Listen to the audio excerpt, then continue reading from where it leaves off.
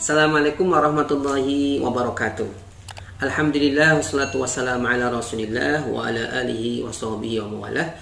Wala haula wala quwata illa billah, amma ba'd. Pemirsa dimanapun berada, alhamdulillah jumpa kembali dengan saya. Semoga pemirsa selalu sehat dan selalu mendapatkan rahmat Allah Subhanahu wa taala. Tema kita kali ini kita akan membahas tentang bagaimana kita berinteraksi dengan Al-Quran. Sebagaimana kita ketahui, bulan Ramadan disebut juga sebagai bulan Al-Quran. Karena dalam bulan Ramadan seperti ini, Al-Quran pertama kali diturunkan oleh Allah Subhanahu wa ta'ala. Sebagaimana Allah Subhanahu wa ta'ala kalamkan dalam surat Al-Baqarah ayat 185. Allah Subhanahu wa ta'ala berkalam, A'udzu billahi minasyaitonir rajim. Syahrul Ramadan alladzi unzila fihi al-Qur'an hudan lin-nasi wa bayyinatin minal huda wal furqan. Jadi di bulan Ramadan inilah Allah Subhanahu wa ta'ala menurunkan Al-Qur'an. Nah, di sini ada beberapa penjelasan, di antaranya yang dimaksud Al-Qur'an diturunkan di bulan Ramadan adalah Al-Qur'an diturunkan seluruhnya di Baitul Izzah. Jadi Allah Subhanahu wa taala menurunkan Al-Qur'an ya lengkap 30 juz di Baitul Izzah, ya, yaitu di langit dunia. Sebagian pendapat lain mengatakan bahwa yang dimaksud Syahrul Ramadan alladzi unzila fil Qur'an artinya bahwa pertama kali Al-Qur'an diturunkan kepada Rasulullah SAW adalah di bulan Ramadan. Terlepas perbedaan yang ada terkait pendapat semacam ini, ya tidak mempengaruhi bahwa kebenaran Al-Quran semuanya berasal dari Allah Subhanahu wa ta'ala. Masyaallah muslimin yang dirahmati Allah Subhanahu wa ta'ala, ketika para salafus soleh ya, mereka berinteraksi dengan Al-Quran, mereka berinteraksi lebih dulu dengan iman mereka, dengan hati mereka.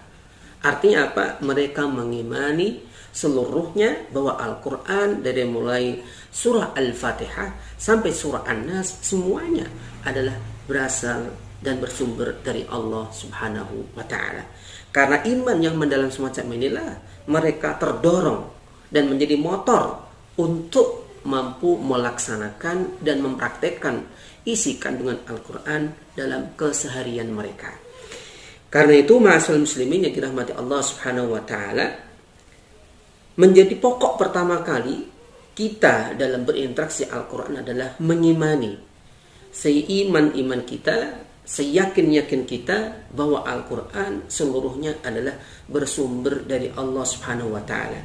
Tidak ada sedikit pun ya peran atau karya berasal dari Rasulullah ataupun malaikat Jibril. Malaikat Jibril, Rasulullah Muhammad SAW tidak lain adalah sebagai penyampai daripada wahyu Allah Subhanahu wa ta'ala. Tidak ada satupun huruf ya, yang dirubah atau ditambah oleh Rasulullah SAW. Semuanya berasal dan bermula dari Allah Subhanahu wa ta'ala. Sebagaimana terjelaskan dalam surat Az-Zumar ayat 1 dan ayat 2. Tanzilul kitabi minallahil azizil hakim. Jadi Al-Quran ini diturunkan ya, dari Allah Subhanahu wa ta'ala, Al-Aziz Al-Hakim. Al-Aziz yang maha menang, Al-Hakim yang maha bijaksana. Artinya apa? Tidak ada satupun orang yang mampu menciptakan, membuat seperti Al-Quran. Menyamai aja tidak bisa ya, seperti pun tidak bisa. Nah, ini tentunya memberikan sebuah dasar dan sebuah dalil kuat bahwa Al-Quran adalah berasal dari Allah Subhanahu wa ta'ala. Al-Hakim artinya yang maha bijaksana. Artinya bahwa harus kita imani seluruh kandungan Al-Quran ini penuh dengan hikmah. Jadi kalau Allah Subhanahu wa ta'ala menurunkan Al-Quran yang mana Allah ini Al-Aziz Al-Hakim, itu artinya tidak ada satupun kandungan Al-Quran ini yang menjadikan manusia ini dalam kehidupan yang sengsara. Karena Allah Al-Hakim, Allah yang maha bijaksana. Sehingga seluruh ayat Al-Quran ini mengandung kebaikan dan kemaslahatan bagi manusia. Maka tidak benar jika ada orang mengatakan misalkan bahwa kandungan Al-Quran ini atau sesuai dengan zamannya, atau tidak sesuai dengan perkembangan zaman. Ini semuanya adalah bertentangan dengan sifat Allah Al-Hakim, Al-Alim, Al-Khabir, yang maha mengetahui segalanya. Itu artinya apa? Jika ada orang semacam itu, berarti dia tidak secara langsung menuduh Allah Subhanahu wa taala tidak tahu masa zaman yang akan datang. Karena itulah ma'asyiral muslimin yang dirahmati Allah Subhanahu wa taala, ayat berikutnya dikatakan inna anzalna ilaikal kitaba bil haqq. Sesungguhnya aku Allah Subhanahu wa taala ya telah menurunkan kepadamu Al-Qur'an dengan hak. Artinya apa? Penuh dengan kebenaran. Tidak ada kebatilan sedikit pun di dalam Al-Quran. Artinya apa? Kebenaran Al-Quran seluruhnya dijamin oleh Allah Subhanahu wa taala. Inilah yang harus menjadi keyakinan kita sebagai orang mukmin, sebagai orang muslim. Kita meyakini bahwa Al-Quran itu ya sebagai pedoman umat Islam.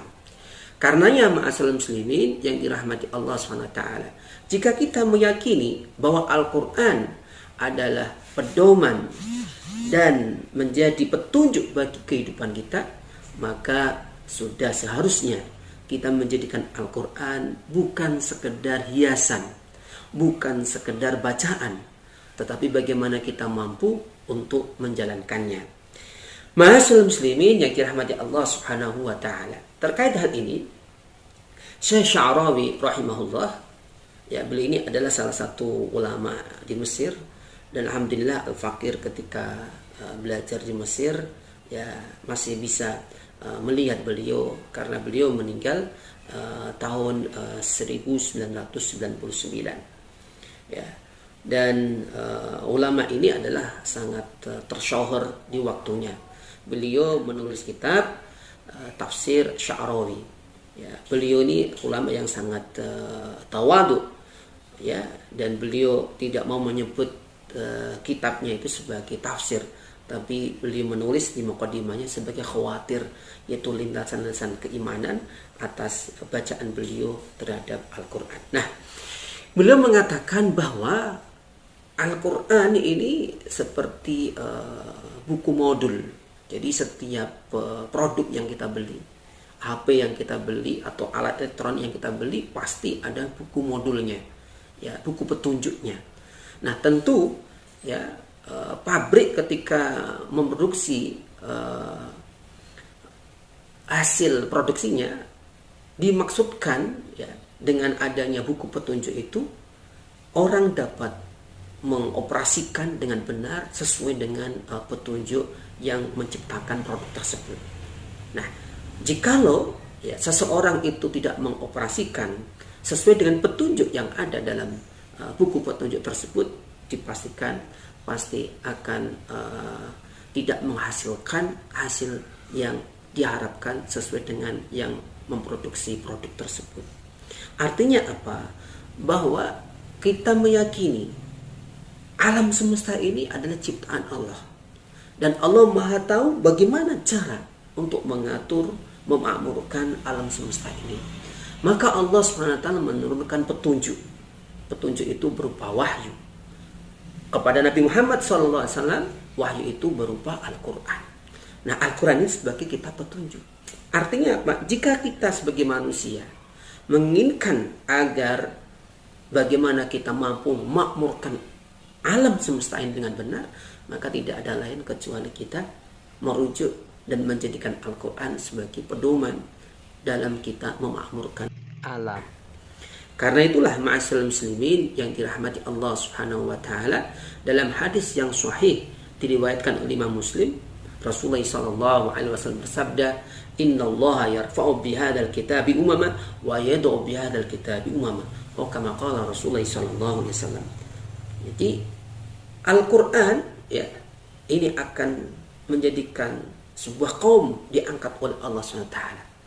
Bisa jadi ya Allah ya merendahkan seseorang juga dengan Al-Quran. Ya, tergantung bagaimana kita berinteraksi dengan Al-Quran.